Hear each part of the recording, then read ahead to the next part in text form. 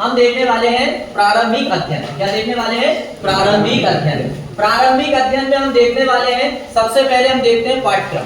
पाठ्यक्रम में देखो क्या क्या पढ़ने वाले हैं। हालांकि मैंने एक बार आपको समझा चुका हूँ, बहुत अच्छी बात है, लेकिन अब बहुत अच्छे से आपको समझना है ताकि जैसे ही आप घर में जाके पढ़ो तो आपको याद ही होना चाहिए। पाठ्यक्रम में हम देखने वाले हैं पशुपालन व्यवसाय की आवश्यकता क्यों है, मतलब पशुओं को क्या पाला जाता है, पशु से क्या फायदे, ये सब हम पढ़ेंगे। फिर इसके बाद में हम देखेंगे क्षेत्र और फिर देखेंगे भारतीय अर्थव्यवस्था में पशुओं का योगदान। फिर अब यहाँ पर कुछ इंट्रोडक्शन दिया है, पहले वो समझ लेंगे इंट्रोडक्शन में पशुओं के बारे में क्या दिया। देखो, पशुधन हमारी अर्थव्यवस्था में महत्वपूर्ण भूमिका निभाते हैं। भारत सरकार की 20वीं पशु जनगणना 2019 के अनुसार भारत में, आवाज आ रही पीछे, भारत में पशुधन की कुल जनसंख्या 553.76 मिलियन है, जो विश्व पशुधन की कुल जनसंख्या का कितना प्रतिशत है? 11%। कितना प्रतिशत है? 11। जैसे मनुष्यों की जनगणना होती है कि मनुष्यों की जनगणना होती है ना, अभी चल रही है 2026 में, अभी हुई नहीं जनगणना, ऐसे ही पशुओं की जनगणना भी होती है और ये पता लगाया जाता है कि हमारे भारत में किस राज्य में किस पशु की जनसंख्या ज्यादा है या कम है, या फिर कौन से पशुओं से दूध का उत्पादन बढ़ा, कौन से पशुओं से दूध का उत्पादन घटा। ये सब कैसे पता चलेगा? जनगणना से पता चलेगा। कैसे पता चलेगा? जनगणना। तो वही बात यहाँ पर बताई गई है कि भैया 2019 में जनगणना हुई और 2019 की जनगणना 20वीं जनगणना है। कौन सी जनगणना? 20वीं जनगणना। और उसके अनुसार हमारे भारत में अभी पशुओं की जनसंख्या कितनी है? 536.76 मिलियन। कितनी है? 536.7 मिलियन, जो पूरे विश्व के जो भी पशु पाए जाते हैं पूरे विश्व का 11% है। कितना? पूरे विश्व का 11% है। फिर क्या दिया है? वर्ष 2014-15 में, वर्ष 2014-15 में पशुधन सेक्टर का योगदान कृषि एवं संबंध क्षेत्र के सकल मूल्य वृद्धि में कितना योगदान था? 24.38%। कितना था? 24.38%। मतलब पशुओं से जो भी प्राप्त होता है, खाल है, ऊन है, जो भी प्राप्त होता है, वो 2014-15 में कितना था? 24.38%, जो बढ़कर 2022-23 में कितना हो गया? 30.19%। कितना हो गया? 30.19%। अब दशमलव के बाद जब कोई भी संख्या पढ़ी जाती है तो उसे पूरा नहीं बोला जाता है, एक एक करके बोला जाता ना। हमको ऐसा नहीं बोलना 30.19%, दशमलव के बाद एक एक करके बोलना जाता है, इसलिए मैं क्या बोल रहा हूँ? 19%। समझ गए? फिर ये जनरल जानकारी यहाँ पर दी हुई है, तो हम ये देखते हैं यहाँ पर क्या दिया। देखो पशुओं के बारे में, हमारा देश कृषि प्रधान देश है कि नहीं? कृषि प्रधान देश, मतलब ज्यादातर जनसंख्या 80% जनसंख्या किस पर आश्रित है? कृषि पर आश्रित है। मतलब मुख्य धंधा क्या है? खेती बाड़ी है। मुख्य धंधा क्या है? खेती बाड़ी है। और यही खेती बाड़ी से कृषक क्या करते हैं? अपना जीवन चलाते हैं। क्या करते हैं? अपना जीवन चलाते हैं। वही सब यहाँ लिखा है। देखो, हमारा देश कृषि प्रधान देश है, जहाँ की 80% जनसंख्या कृषि व्यवसाय से अपनी जीविका चला रही है। पशुधन का कृषि व्यवसाय से अन्यायश्रय संबंध है। पशु न केवल कृषि कार्य में हल चलाने तथा कृषि संबंधी सामान एवं कृषि उत्पाद ढोने के लिए प्रयोग में आते हैं, बल्कि पशुओं से प्राप्त गोबर से अच्छी खाद भी बनती नहीं? गोबर से अच्छी खाद जो भूमि के लिए सबसे अच्छी मानी जाती है। खाद और रासायनिक खाद में अंतर पता है कि नहीं आपको?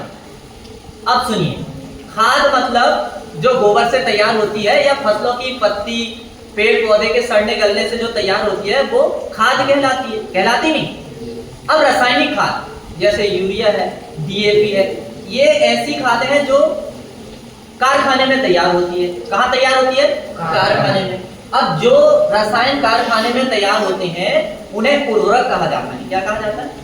उर्वरक। और जो फसल के सड़ने गलने से या गोबर से तैयार होते हैं उन्हें क्या कहा जाता है? खाद कहा जाता है। क्या कहा जाता है? खाद कहा जाता है। तो देखो गोबर को सर्वोत्तम जैविक खाद के रूप में उपयोग किया जाता है। पशुधन की ग्रामीण अर्थव्यवस्था में अहम भूमिका है। इससे प्राप्त उत्पाद जैसे हमें पशुओं से क्या मिलता है? दूध मिलता है, दही मिलता है, मक्खन मिलता है और मुर्गी से अंडे मिलते हैं। मुर्गी से क्या मिलते हैं? अंडे मिलते हैं, मांस मिलता है, चमड़ा मिलता है एवं ऊन को बेचकर आय प्राप्त की जाती है। मतलब ये इतने सारे पदार्थ को बेचा जाता है और इससे क्या रहता है? आय मिलती है कि नहीं? तो ये हम अभी इंट्रोडक्शन पढ़ रहे हैं कि पशुओं से फायदे क्या होते हैं। पशुओं से फायदे क्या होते हैं? इस प्रकार पशुधन बेरोजगारी समाप्त करने में सहायक होते हैं। बेरोजगारी कैसे समाप्त होती है? अरे बहुत सारे लोग मुर्गी पालन करने लगते हैं, भेड़ पालन करने लगते हैं, बकरी पालन करने लगते हैं, तो जिसके पास नौकरी नहीं रहती है उनको रोजगार मिलता है नहीं, तो बेरोजगारी समाप्त हुई नहीं हुई? तो ऐसे बेरोजगारी समाप्त होती है। तथा ग्रामीण इलाकों में लोगों की सामाजिक आर्थिक स्थिति को सुदृढ़ करने तथा जीवन स्तर को उच्चतर करने में महत्वपूर्ण भूमिका किसकी रहती है? पशुओं को रहती है। वो सॉरी भूमिका कौन निभाते हैं? पशु निभाते हैं। मतलब गांव में कमाई के साधन कौन है? पशु है कि नहीं? अरे हम गाय पालन करते हैं तो उसका दूध बेचते हैं, दूध से पैसा मिलता है। मुर्गी पालन करते हैं तो अंडे बेचते हैं, मुर्गी बेचते हैं, तो पैसा मिलता है कि? तो गांव में जो है आय के साधन क्या है? पशु ही तो है। क्या है? पशु है। अब यहाँ पर देखो मध्य प्रदेश के बारे में बात कही गई है। मध्य प्रदेश पशुपालन एवं मुर्गी पालन के क्षेत्र में सबसे धनी राज्य माना जाता है। मतलब यहाँ पर पशुपालन और मुर्गी पालन बड़े पैमाने पर किया जाता है, इसलिए क्या माना जाता है? मध्य प्रदेश धनी राज्य माना जाता है। फिर इसके बाद में देखो 20वीं पशुधन जनगणना के अनुसार 20वीं पशुधन जनगणना के अनुसार प्रदेश में पशुओं की संख्या कितनी है? मतलब खाली हम मध्य प्रदेश में देख रहे हैं। कहाँ देख रहे हैं हम? मध्य प्रदेश में। तो मध्य प्रदेश में पशुओं की जो संख्या है अभी वर्तमान में 20वीं जनगणना के अनुसार जो 2000 कब हुई थी? 19 में हुई थी। कब हुई थी? 19 में 4.06 करोड़ है। कितनी है? 4.06 करोड़ है। मतलब भारत के हम कुछ राज्य में मध्य प्रदेश की तुलना करें तो सबसे ज्यादा मध्य प्रदेश में पशुओं और मुर्गियों का पालन अभी हो रहा है। इसीलिए मध्य प्रदेश को क्या कहा जा रहा है? धनी राज्य कहा जा रहा है। क्या कहा जा रहा है? धनी राज्य। इसमें घोड़ों, खच्चरों एवं गधों की संख्या काफी घटी। राजस्थान का शुष्क एवं पठारी भाग प्राचीन काल से ही भेड़ व बकरी पालने में अग्रणी रहा है। अब भेड़ और बकरी पालन में अग्रणी राज्य कौन सा है? राजस्थान। कौन सा है? राजस्थान। यहाँ मैं जो बता रहा हूँ वो समझ में आ रहा है सभी को? किसी को कोई समस्या तो नहीं? मैं जो समझा रहा हूँ वो आपको सभी को समझ में आ रहा है? कोई डाउट है? जहाँ समझ नहीं आता है जो भी पॉइंट में आप मेरे से प्रश्न कर सकते। ठीक है, अब हम देखते हैं भारतीय अर्थव्यवस्था में पशुओं एवं उनसे प्राप्त उत्पादों का महत्व। मतलब जो पशुओं से जो प्राप्त होते हैं पदार्थ, उनसे भारतीय अर्थव्यवस्था में क्या योगदान है वो हम देखेंगे। ये लाइन आपको समझ में आई नहीं?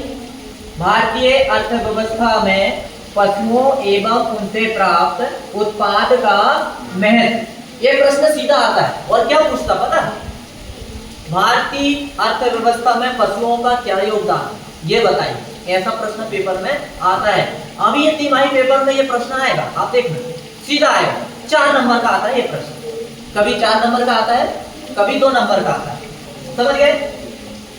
अब देखो पशुओं से सबसे पहले दूध का उत्पादन मिलता है कि नहीं? सबसे पहले क्या होता है? दूध उत्पादन। पशुओं से क्या होता है? दूध का उत्पादन।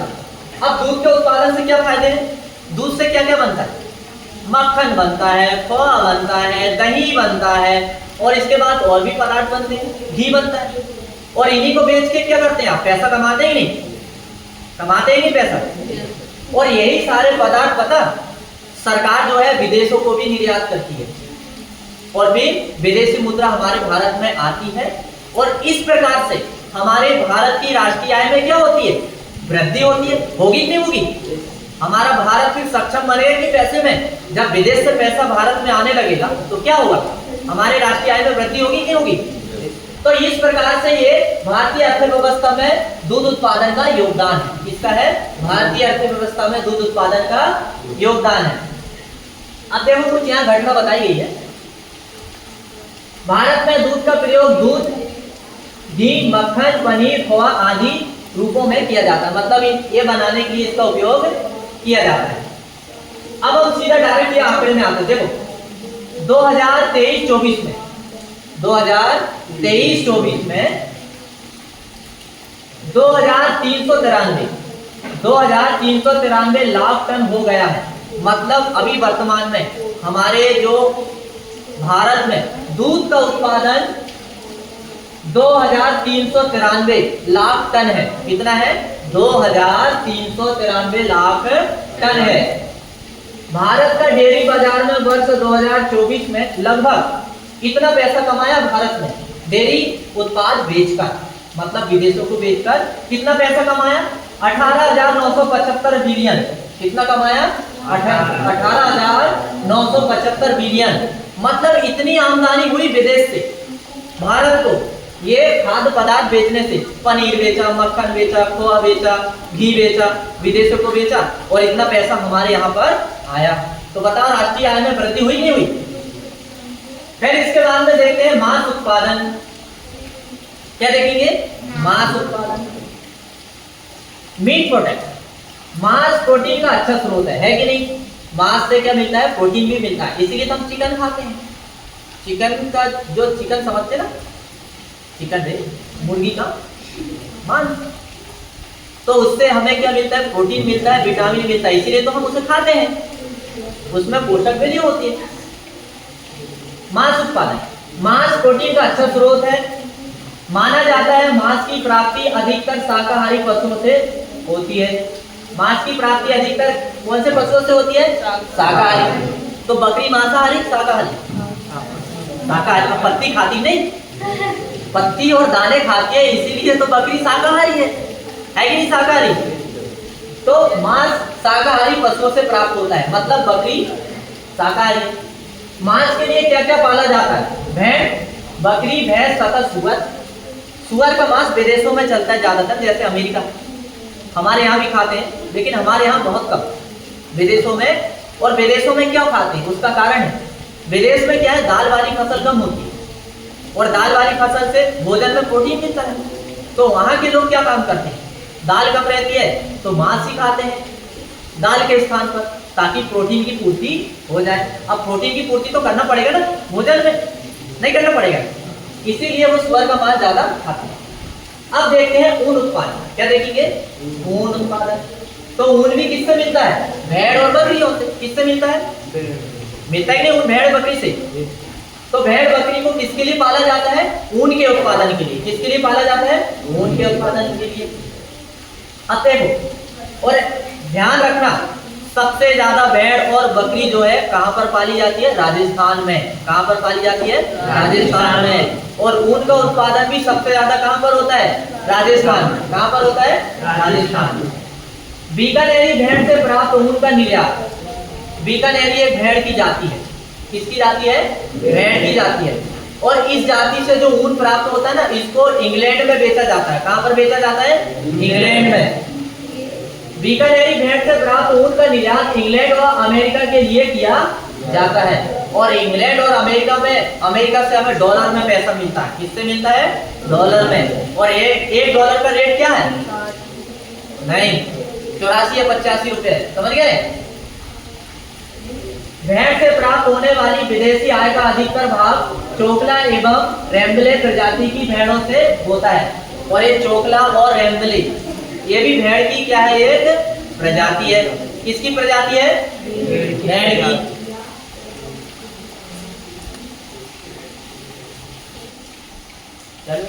हाँ, तो हम देख रहे थे ऊन उत्पादन। ऊन उत्पादन हम समझे कि भेड़ और बकरियों से क्या प्राप्त होता है? ऊन। और उस ऊन को हम विदेशों में पहुंचाते हैं और उससे क्या मिलती है? विदेशी मुद्रा।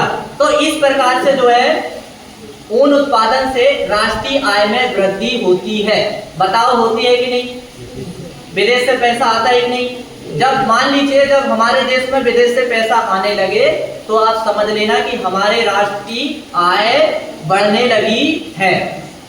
ठीक, अब आपको मैं तरीका भी बताऊंगा लास्ट में कि जब प्रश्न पूछेगा आपसे कि पशुपालन से राष्ट्रीय आय में वृद्धि कैसे होती है, वो भी तरीका मैं बताऊंगा। पर उससे पहले आप समझ लीजिए, है कि नहीं, वो तरीका भी बताऊंगा। लिखना क्या, कितना लिखना, 5 पॉइंट तो लिखना है बस। 5 पॉइंट में आपका पूरा 2 नंबर का है तो पूरा 2 नंबर मिलेगा। हालांकि यहाँ से 4 नंबर का प्रश्न आता है, वार्षिक में भी आता है और तिमाही में भी आता है। 6 माही में नहीं आता ये बात, 6 माही में यहाँ से नहीं आता। 6 माही में इसी अध्याय से दूसरा प्रश्न आता है। अब वो कौन सा आता है मैं आपको बताऊंगा, समझ गए। तो हड्डियां, देखो हड्डियां भी बेचकर हम पैसा कमाते हैं। पशु की हड्डियां भी बेचकर क्या करते हैं, पैसा कमाते हैं। मरने के पश्चात पशुओं से प्राप्त हड्डियों का काफी महत्व है। हड्डियों का उपयोग अस्थि चूर्ण के रूप में उर्वरक एवं खनिज मिश्रणों में किया जाता है। मतलब अस्थि जो हड्डियां रहती है उनको पीस कर क्या बनाई जाती है, उर्वरक बनाई जाती है। क्या बनाई जाती है, उर्वरक। और फिर भारत से हड्डियों का अच्छी मात्रा में निर्यात किया जाता है, जिससे क्या होता है, विदेशी मुद्रा प्राप्त होती है। चर्म एवं खाल स्किन, चर्म एवं खाल यानी स्किन। अब स्किन से क्या क्या बनते हैं, बैग बनते हैं, वॉयलेट बनते हैं, है ना, बहुत सारे जॉकेट बनती है। ये सब चमड़े से बनती है। किससे बनती है, चर्म मतलब चमड़ा, चर्म मतलब चमड़ा। स्किन एंड लेदर, गाय भैंस ऊंट घोड़े आदि एवं अन्य बड़े पशुओं का बाह्य आवरण चर्म कहलाता है। मतलब क्या कहलाता है, चमड़ा कहलाता है। क्या कहलाता है, चमड़ा। विश्व में उत्पादन खालों का 10% नहीं, ऊपर एक लाइन रह गई है ना। देखो चमड़ा किसे कहते हैं, देखो चमड़ा कौन से पशुओं का कहते हैं ये समझो पहले। गाय भैंस ऊंट घोड़े आदि ये बड़े पशु है कि नहीं, है कि नहीं, ये बड़े पशु। इनसे जो खाल मिलती है उसे चमड़ा कहते हैं। क्या कहते हैं, चमड़ा। लेकिन जो छोटे पशु है, भेड़ बकरी और छोटे पशु से जो खाल मिलती है उसे स्किन कहते हैं। क्या कहते हैं, उसे स्किन कहते हैं। विश्व में उत्पादन खालों का 10% भाग हमारे देश में उत्पन्न होता है। कहां पर होता है, हमारे देश में उत्पन्न होता है। और देखो चमड़े से क्या क्या बनता है, चमड़े से क्या क्या बनता है यहां समझ लीजिए, आपको लिखने में मदद मिलेगी। बेल्ट, अटैचियां, जूते, बैग, मशक, ढोलक, नगाड़े आदि बनाए जाते हैं। ये सब किससे बनते हैं, चमड़े से। पशुधन द्वारा प्राप्त उत्पादों में चर्म उत्पादन के निर्यात में हमारा सर्वाधिक विदेशी मुद्रा प्राप्त होती है। यानी हम चमड़ा विदेश को बेचते हैं और वहां से भी हमें राष्ट्रीय आय में वृद्धि होती है। मतलब वहां से पैसा मिलता है तो यहाँ पर क्या होता है, राष्ट्रीय आय में वृद्धि होती है।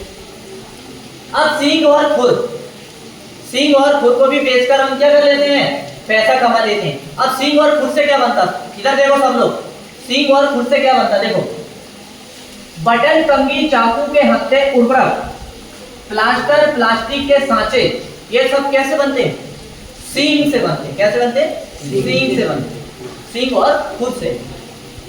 अब चर्बी, चर्बी मतलब जो अंदर जो तेल जैसा निकलता पशु के शरीर के अंदर उसे चर्बी कहते हैं। क्या कहते हैं, चर्बी। तो चर्बी से क्या क्या बनती है, आप घर में मोमबत्ती जलाते हो, वो मोमबत्ती चर्बी से ही बनती है। देखो पशुओं के मरने के पश्चात उनसे प्राप्त चर्बी से मुक्त मोमबत्ती, ग्रीस, साबुन आदि बनते हैं। मतलब कुछ साबुन ऐसे रहते हैं जिनको बनाने के लिए चर्बी का उपयोग होता है। किसका उपयोग होता है, चर्बी। अब देखो क्या क्या बनता है, और चमड़े से बहुत सारे वो पशुओं के जो भी शरीर के जो भाग रहते हैं उनसे बहुत सारे पदार्थ बनते हैं, उनसे बहुत सारे पदार्थ बनते हैं। अब इसके बाद में हम देखेंगे